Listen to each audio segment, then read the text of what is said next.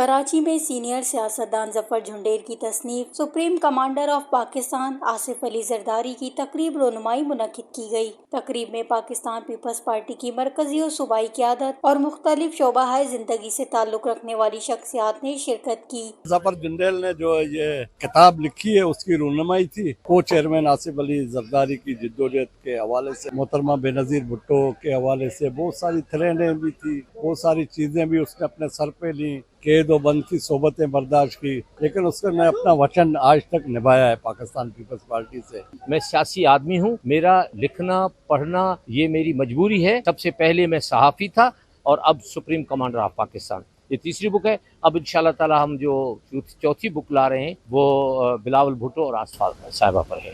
میں سب سے پہلے ہمارے بھائی، ہمارے دوست ظفر جھنڈیر صاحب کو مبارکباد دیتا ہوں۔ میں سمجھتا ہوں یہ جو کتاب ہے پاکستان کی جو پولیٹیکل تاریخ کے جو ہسٹری ہے، پارلیمنٹ کی، جمہوریت کی، اور سب سے زیادہ قربانہ دینے پاکستان پیپلز پارٹی کے حوالے سے یہ کتاب سب سے بڑی اہمیت رکھتا ہے۔ میں سمجھتا ہوں جو انہوں نے کتاب لکھی ہے وہ بڑی حقائق پہ مبنی ہے۔ مقررین نے کتاب کو صدر آصف علی زرداری کی سیاسی جدوجہد، جمہوریت کے لیے قربانیوں اور عوامی خدمات کا احاطہ قرار دیا ہے۔ مصنف ظفر جھنڈیر کے مطابق یہ کتاب آصف علی زرداری کی سیاسی زندگی اور ملک و جمہوریت کے لیے ان کی خدمات کو خراج تحسین پیش کرتی ہے۔ Wash news, Karachi.